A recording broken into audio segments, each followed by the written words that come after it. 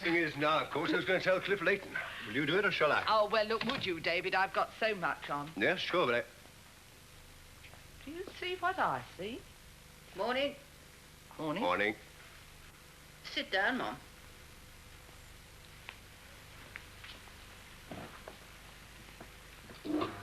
These are the memories that bring a lump to the throat of a real Crossroads fan like John Kavyo.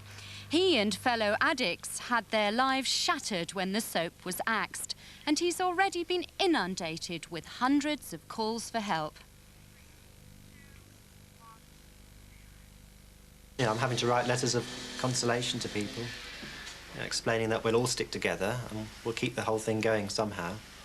But no, it's a very sad time. But it's only a television programme, and some would say a fairly bad television programme. It's had its critics, and I think it's probably the most condemned programme on British television.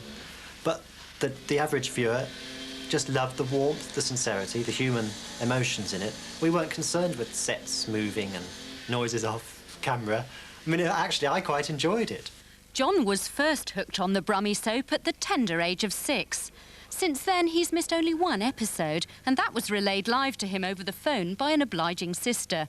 But it takes a brave man to admit to a Crossroads addiction, and he found himself keeping his habit quiet, upset by the scoffers.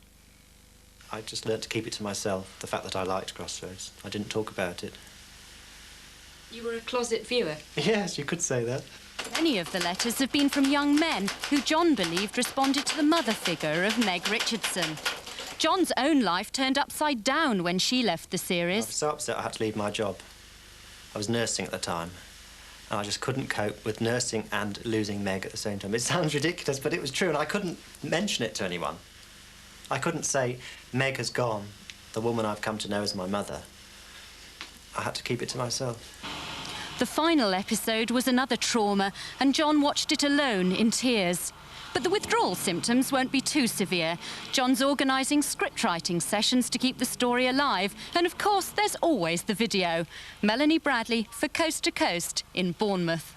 It's an awfully good name.